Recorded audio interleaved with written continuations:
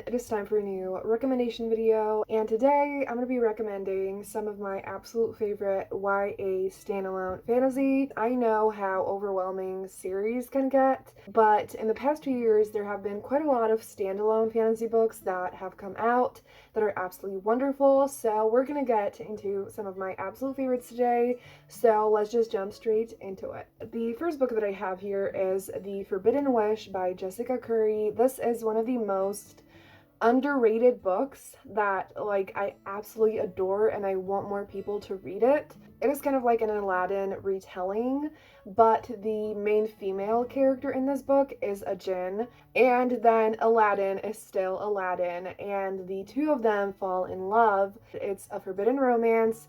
It is so magical, it is so beautiful, and it has high stakes, and it is just such an incredible fantasy romance. It was so tender but intense. And so what happens in here is that Aladdin finds the lamp that Zahra is living in as, a jinn, and so she is thrust into this world where her existence is forbidden and she has to disguise herself and everything, and that's where it all begins. And again, just it is so magical and such a wonderful story. I did feature it in a vlog that I made a while ago. That is one of my favorite vlogs, so I am going to link it down below if you want to hear more of my thoughts. But please check this book out and give it a try. I really don't think you're going to regret it. So the next recommendation that I have is Sorcery of Thorns by Margaret Rogerson.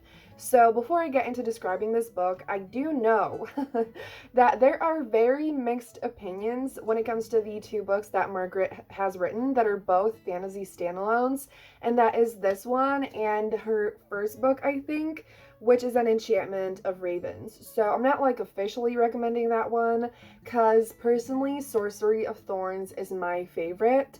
But I do know that I feel like a lot of people, their favorite is either this one and they don't like the other one, or their favorite is An Enchantment of Ravens and they don't like this one.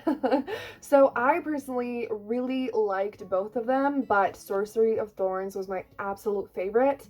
But if you like fae and deception and like the thought of a romance between a human and a fae prince, then you might like An Enchantment of Ravens, so maybe check that out. I do think that both of them are worth checking out, but Sorcery of Thorns is I almost said a standalone fantasy. Yes, we all know that's what this video is about. It follows our main character, Elizabeth, who is a girl who grew up in a library, so she doesn't really have a family, and she feels super at home at this magical library place. And in this world, books have magic. They kind of have not necessarily souls, but they have quite a strong existence. If you love the any kind of bookish magic stuff going on, this book has that really strongly. This most dangerous grimoire from the library is released that is super powerful and super dangerous, and Elizabeth of course has to deal with that situation, and she's just put in this she is put in danger, and is trying to save people and from this magical book, and things go on from there. And she obviously, there is a romance in here, and there's also bisexual rep in the love interest, Nathan, and I absolutely love the romance. I don't know that it has any kind of trope, but it is super fun and super sweet. And then there's also this side character who is Nathan's friend and also becomes Elizabeth's friend, and so there's that super strong, it's a super small found family, I feel like. And I just love the three main characters so much. And I don't know, I just loved this magical journey, and again, I love magical books, so if it sounds good to you, I really think that you could enjoy this one, and I just think it's a wonderful book, so yes. The next book that I have here is The Dark Tide by Alicia Jasinska, which is a sapphic fantasy, and this one, I do have to say, I think out of the books that I'm recommending, probably has the smallest amount of romance. Not that there isn't a romance, but it is something, it's it's not a fantasy romance. There's just a small romantic subplot that kind of takes it a long time to develop, and I don't feel like it's wrapped up in the end.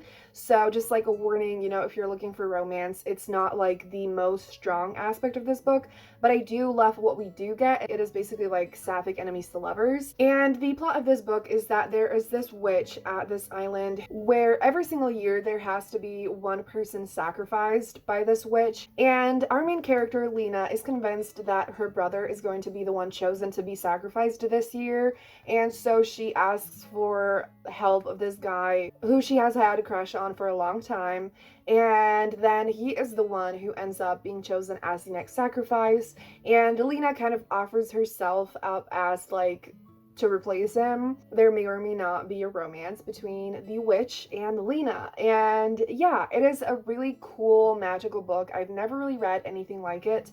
I did tab it, and I have quite a few tabs, so I really enjoyed it. It's not my absolute favorite, probably just because I wanted more romance, but I do still think that it's a really magical, witchy, cool book that I highly recommend, and I also think that it's a perfect book for fall, so I do think that you should check it out.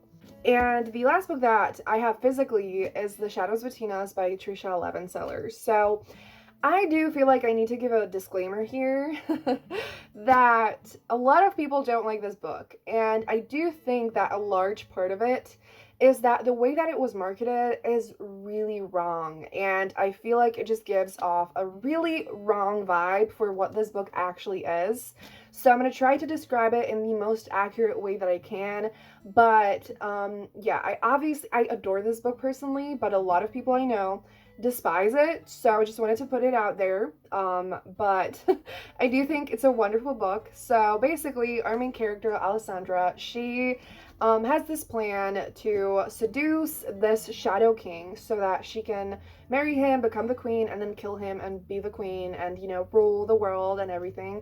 And it's kind of, I feel like it was marketed as this enemies to lovers, hardcore, super morally gray characters, almost like this villain story, and that is really not something that this book is. So our main character definitely has made and done questionable things, but she is morally gray, but this is not a villain book. This is not a villain romance, and I don't even think it's at all an enemies to lovers romance.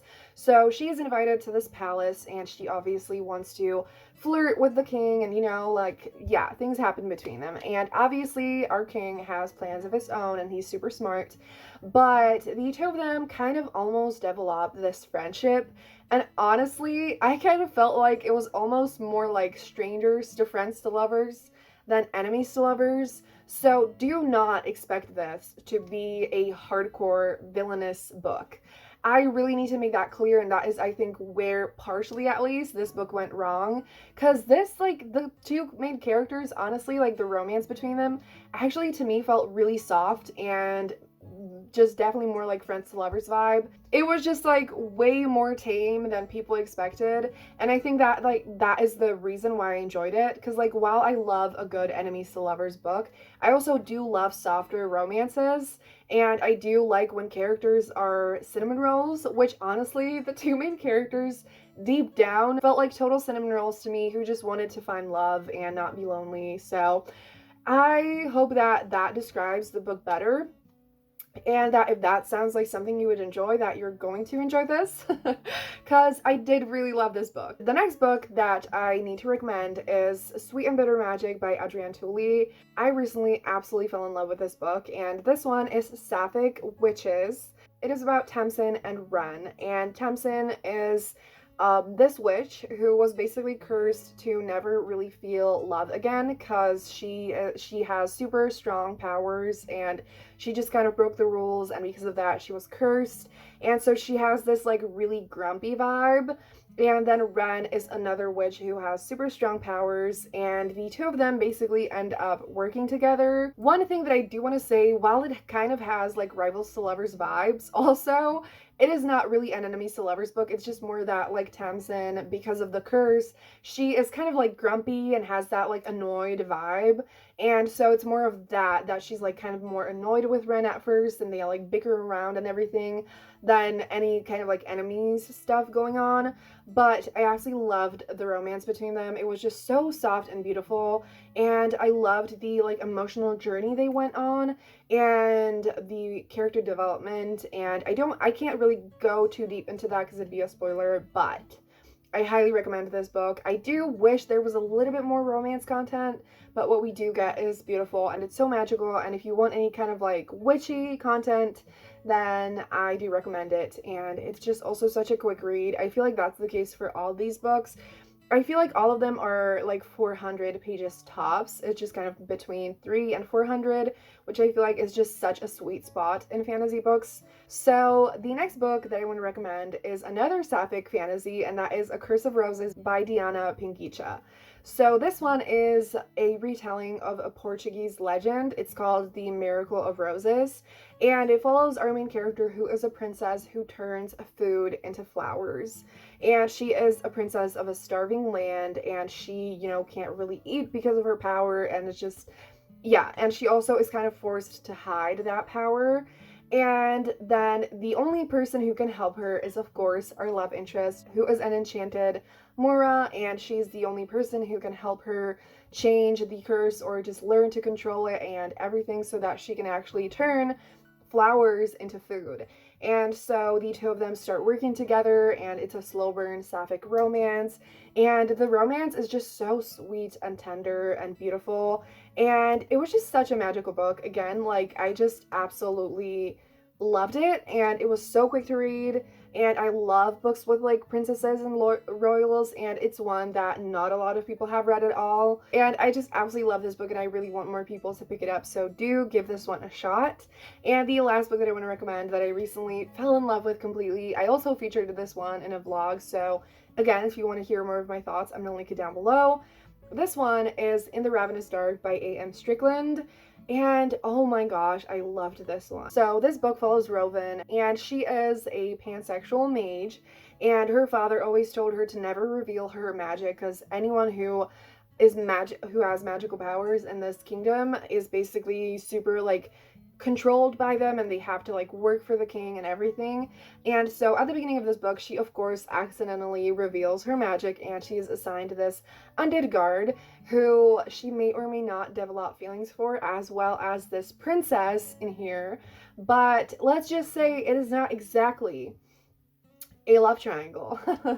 And so this has political intrigue, and it has queer main characters, it has a non-binary side character, it has just such wonderful romance and friendships. It is a very character driven story, which is my favorite thing ever. Absolutely loved it, and I highly recommend it. It is just such an incredible book, and again, like, such a quick read. I absolutely flew through it. I love the cover, and I love the story inside it just as much, and so I really recommend you check this one out. And that is going to be it for this video. So if you made it this far, please leave a knife emoji down below. And I hope you enjoyed it. Please let me know in the comments down below what your favorite standalone fantasy books are, or what are some that are like on top of your TBR. And yeah, thank you for watching. Have a great day, and I'm going to see you soon in another video. Bye!